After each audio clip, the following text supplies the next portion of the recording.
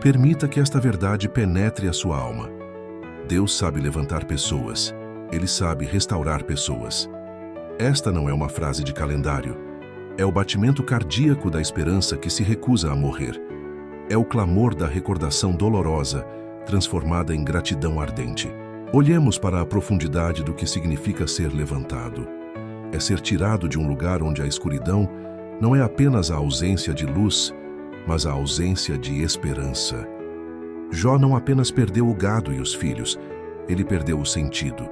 Sua miséria era existencial. Ele estava à beira do abismo, coberto de cinzas e reprovação. Mas Deus, o único que vê o valor para além da ferida, o restaurou. E a restauração de Jó foi um ato de poesia divina. Ele devolveu o dobro, não como compensação, mas como declaração da sua fidelidade imensurável. A vergonha foi coberta pela honra dobrada. Lembre-se de Maria Madalena. 7 demônios. 7 cadeias que aprendiam a um passado de dor, culpa e condenação. O levantar de Jesus para ela foi um mergulho no mais profundo lodo para arrancar a sua essência. A restauração dela foi o renascimento de uma alma. Ela não foi apenas curada, foi redefinida, tornando-se a testemunha mais fervorosa do milagre final, a ressurreição. E então, olhamos para a nossa própria vida. Todos nós carregamos a escarlata do nosso erro, a cor carmesim da nossa falha. Sentimos o peso do que fizemos, do que não fizemos, ou do que simplesmente nos aconteceu.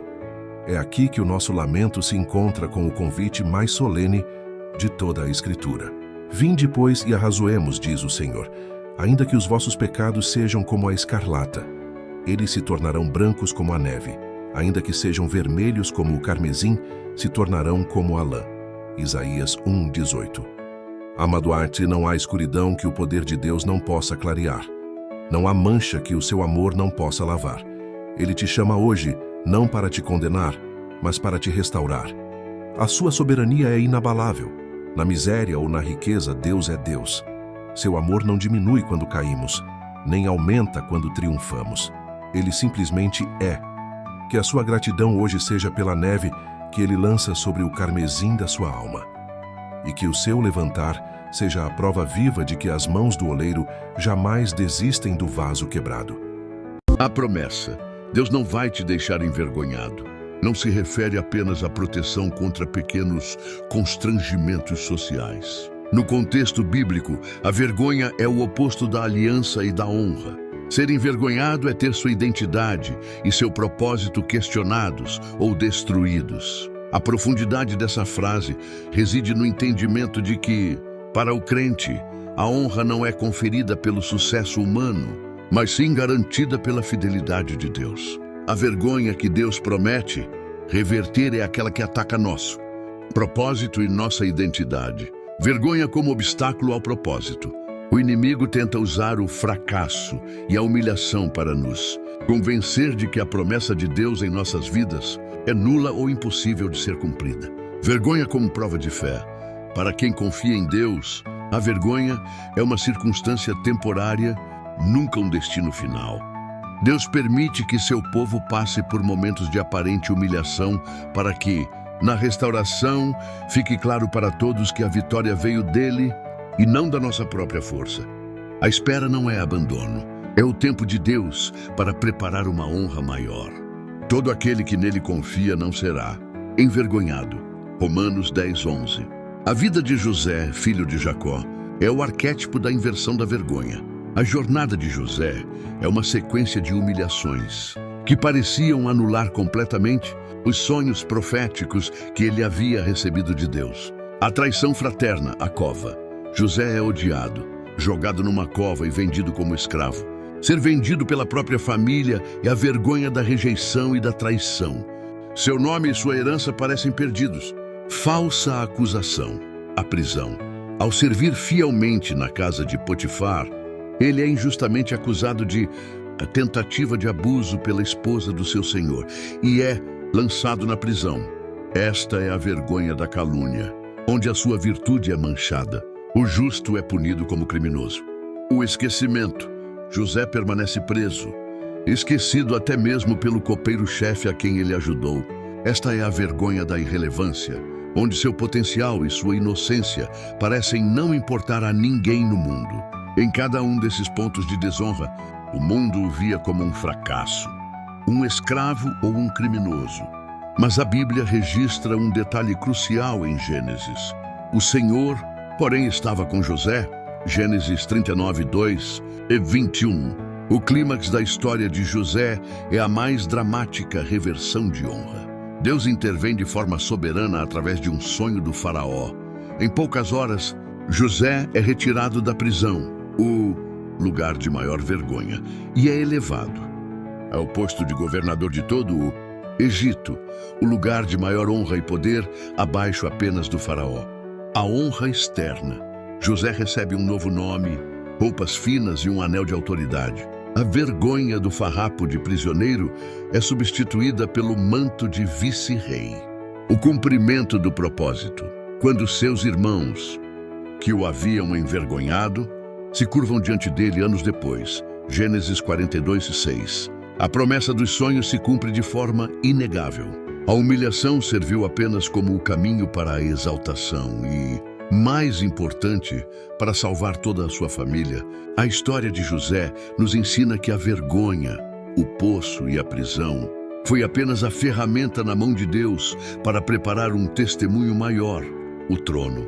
Se você está vivendo um momento de vergonha, injustiça ou humilhação, confie na promessa. Deus não vai te deixar envergonhado. Ele é o restaurador da honra. Ele usa a escuridão temporária para que a sua luz, ao se manifestar, seja gloriosa e inquestionável. A fidelidade dele é a garantia da sua exaltação. Pai Celestial, neste momento, unimos nossos corações sob a promessa que é o nosso refúgio e a nossa certeza. Tu não nos deixarás envergonhados. Reconhecemos que a vida nos traz momentos de cova, de traição, de calúnia e de esquecimento, onde a vergonha tenta nos convencer de que nosso propósito falhou, de que nossos erros são nosso destino final, ou de que a injustiça prevalecerá. Sentimos o peso do olhar julgador, a dor da humilhação e o cansaço da espera. Senhor, olhamos para a história de José e vemos tua mão poderosa agindo por trás de cada cenário de desonra. Tu permitiste o poço para preparar o palácio. Tu permitiste a prisão para manifestar tua soberania. Pedimos que, da mesma forma, tu possas intervir em nossas vidas hoje.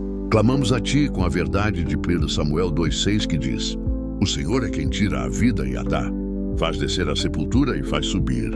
Tu és o Deus que inverte a sentença. Tu és aquele que tem poder para nos tirar da sepultura da vergonha, para nos elevar e restaurar nossa dignidade. Oramos agora pelos momentos de rejeição. Transforma a dor da traição em força e a rejeição dos homens na tua aceitação inabalável. Pelas falsas acusações, limpa o nosso nome. Revela a verdade e usa a injustiça sofrida como uma plataforma para manifestar a tua justiça em nosso favor. Pela espera no esquecimento, nos momentos de irrelevância, reaviva a nossa esperança e nos dá a certeza de que tu estás nos preparando para um tempo de grande propósito. Tu és o Deus que troca o luto por alegria e a cinza por coroa. Que a nossa história, a partir de hoje, seja um testemunho vivo de que a fé em ti nunca resulta em decepção duradoura. Remove de nós o medo da humilhação e nos veste com a armadura da tua honra. Que o mundo veja que fomos envergonhados, sim, mas que tu nos levantaste para a tua glória. Em nome daquele que venceu a vergonha na cruz e nos deu vida nova. Amém. Oração.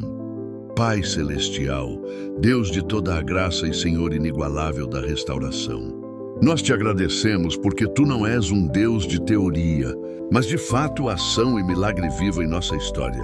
O nosso coração está cheio de gratidão, porque tu não apenas tens o poder, mas tu sabes levantar. Tu nos conheces por dentro. Sabes o quão fundo caímos e o quanto precisamos ser refeitos.